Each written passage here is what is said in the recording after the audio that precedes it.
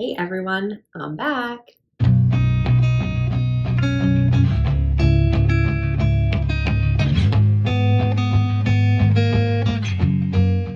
Hello everyone, it's me, Scarlett Kol, young adult author, YouTuber, and storyteller. However, I've been really sucking at being a YouTuber, which you've probably already noticed if you follow my channel. I was very upfront at the beginning of the year for my goals that in 2022, I'm going to be focusing on my writing, and if the words weren't coming, the videos weren't going to come either. So, as you can probably guess, the words have not come as I would have liked. However, there has been definitely some progress that I've had over the last little while. To be honest, I started out in January and I've tried various different tactics to wake up the muse and get the mojo going again. And I was happy to say that probably at the end of February, I was actually starting to get back in the groove again. And I was actually looking forward to providing you guys a video of what I had tried and what was actually working for me. And if you are interested in that video, I will do that for you. So just put that in the comments below and I will definitely get that into my schedule. But I tried a bunch of different things, a bunch of things failed, and then I was finally starting to get things back. And then the end of February, everything just kind of came to a head. There was a bunch of drama with my job, and then I was moving into March where I had some really strict deadlines. I've known about these for quite a while actually, and I knew they were coming, but part of me was just thinking that I could, I'll just keep writing and it's going to be okay. It's going to be okay. And then when it actually came time to do that work, all I was doing was either working or thinking about doing that work and stressing out about it. So my brain was definitely not there. The mighty Kron hit our house in March, so that impacted things a lot. I didn't get it myself, but I had to, wait on other people in my family and help them out, make sure they got fed and kept them away from everybody else. So that was very stressful as well, and dealing with other things. So actually for the month of March, I took off from writing. I had told myself initially that I was going to try and get at least a little bit done, but in actuality, that was going to be really difficult, and I knew that. So instead of just being disappointed at not being able to make any progress, I just decided I wasn't going to try. And if I did anything at all, then good for me. But if I didn't, then I wasn't going to feel bad about myself. And I think that was really the right decision. So now we are in April and I'm ready to get back at my project. So we are going to do a bit of a writing vlog, kind of talk about my process of how I get back into a project after I've been away from it for a long period of time. And I'm really excited about it. I'm super pumped to get back into my work. And I think that's a really positive sign that I am excited to get back into it. Things have very much changed in my life since that beginning of March to end of April. Like I said, I was dealing with a bunch of work, so I got a lot of that stuff done. I'm still working through some of it, but I also ended up changing jobs. So that was something I had totally not expected at the beginning of March. Something kind of fell into my lap. I went for it. I got the job. And right now I'm actually just working through my notice period in my current job, and then we'll be moving into something completely different in May. I'm really excited about that. It's got a lot of energy and stuff for me, and I'm really, really excited to be getting back into my writing, getting into this new job. Everybody's healthy in my house again, so it's finally time to be getting back into it. So let's spend this weekend. It is Easter weekend, so it is a long weekend here. Plus, we are gearing up for the snowpocalypse. We are expecting anywhere from 60 to 80 centimeters of snow. If you are in the imperial system, that's 23 to 31 inches of snow in April. So I'm expecting a lot of stuff to be shut down, as well. Good Friday is a holiday, and Saturday and Sunday as well. So I'm hoping to get through a lot of stuff this weekend, get right back into it, and then for next week, I will be good and ready to go. So I'm going to talk a little bit about my process as I go through it, and hopefully you guys are going to want to stay along for the journey. As I said, if you are interested in all of those various different things that I tried to try and get my mojo back, and what worked for me, what didn't work for me, and what are the system I'm going to be using now, then just let me know in the comments and I will talk about that later. But I have my coffee. It's time for me to get to work for the day, and then tonight we will be jumping back into that manuscript. See you then. So step one is actually rather simple. The first thing I need to do is actually read what I wrote. So this is going to completely depend on how long of a break I took, how much I have left, and kind of how much has already been written. So for instance, if I only have a couple of scenes left, maybe towards the end, and I haven't taken too long of a break, then I might just kind of read around it. So the ending and maybe like from the midpoint, depending on what I have. If I have been away for a really long time, then I might need to read everything front to back.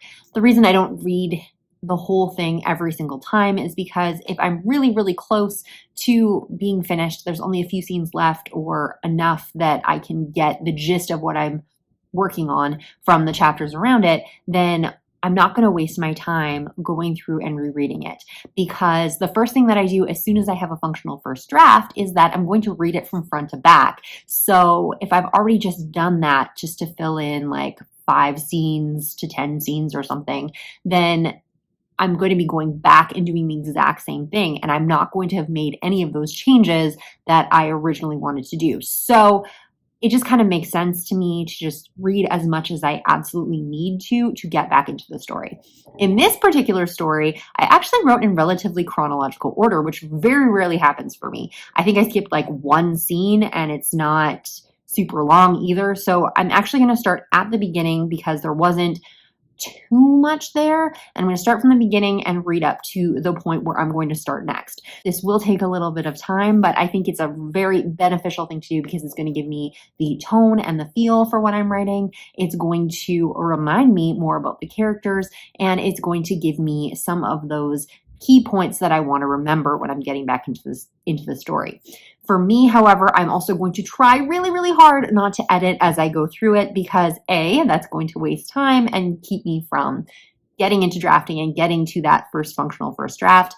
And number 2, if I get caught up in editing things and then it all changes later on in the book, I'm really kind of wasting that time as well. So I will take notes as I go through, and then once I get to a point where, I either have a first draft or I'm taking a break or something like that, I may go back to those earlier chapters and make those changes. But for now, I'm just going to keep some notes. I'm going to read through it as fast as I possibly can. So read like a reader, I've heard some people say. So just read it as you are experiencing the book for the first time. So I'm going to read it like a reader and try to get there as quick as humanly possible for step 1.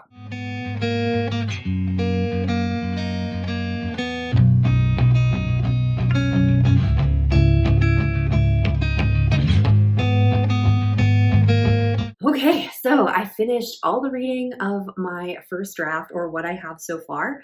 I was actually surprised there are sections that were not done that I thought were done, so that was a unpleasant thing to find out, but obviously I can work on those a little bit later.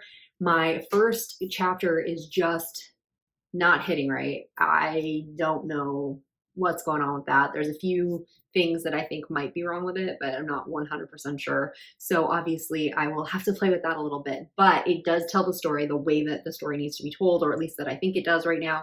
So at least I can move forward and I don't need to necessarily go back to change that chapter right away. It's something I can do in edits.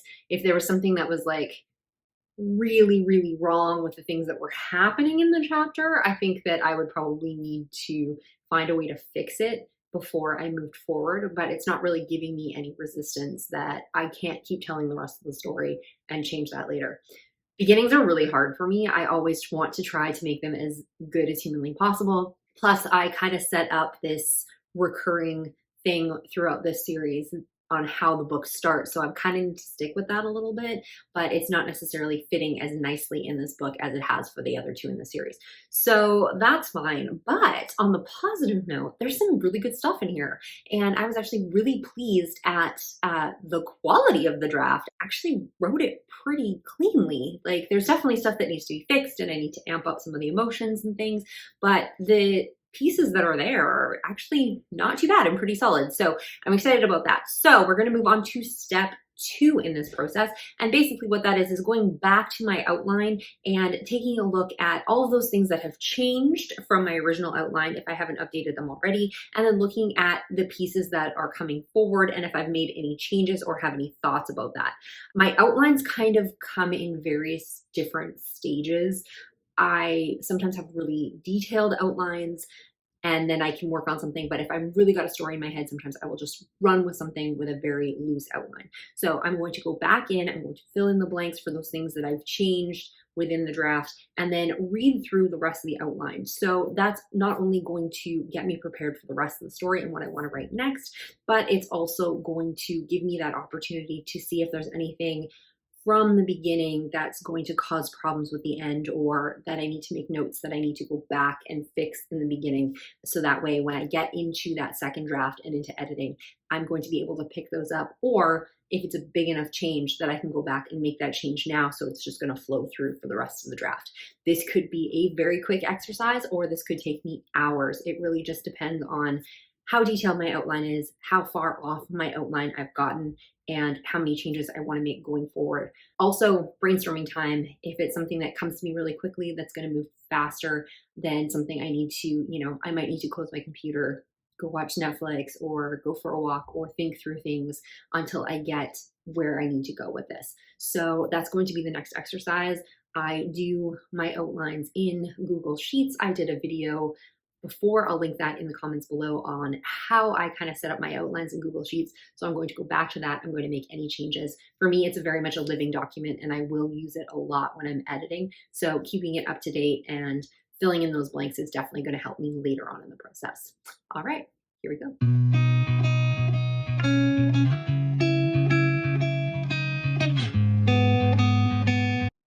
Hey everybody, and welcome back. And we are now on to step 3 of getting back into a manuscript for me. So the first step we had was to go through everything. Step 2, we went back into the outline, and that actually didn't take as long as I was expecting it to for this project. Fortunately, I did have a lot fleshed out already, so there's still some kind of holes, vague kind of stuff in the middle that I'm going to need to address as I come to it, but there's still probably about 5 or 6 chapters from where I am to kind of that vague point of the story. Plus, I also have a lot fleshed out towards the ending. So because I've mentioned before, I'm not necessarily a linear writer, I will probably just dive back in, get into that story, and then if I get to the point where things are starting to get a little dicey and I haven't quite figured it out yet, I might just jump ahead to some other scenes and basically like write backwards into the parts that I haven't figured out. This is kind of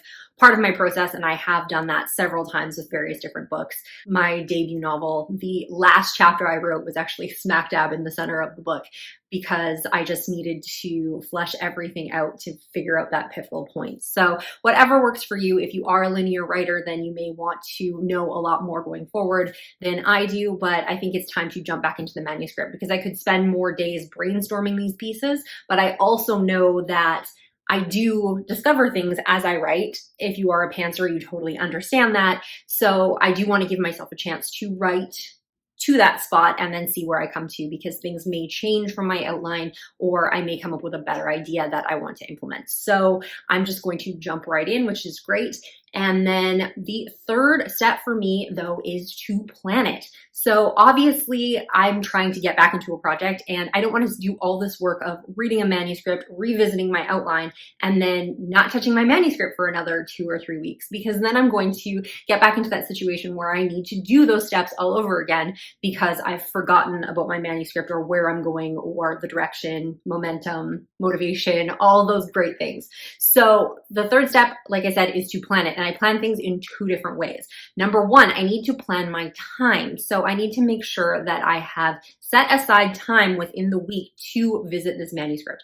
It may not necessarily be every single day. I don't believe you have to write every single day, but I do want to make sure that I have some consistency, at least in the following week after I've done this, to start building things back up and to get in the flow of things. I always find when I've been away from a project for quite a while, those first few sprints or writing sessions are not good. The writing is usually pretty stilted. I struggle to find the words. I do not necessarily get the word counts that I'm used to getting in that amount of time.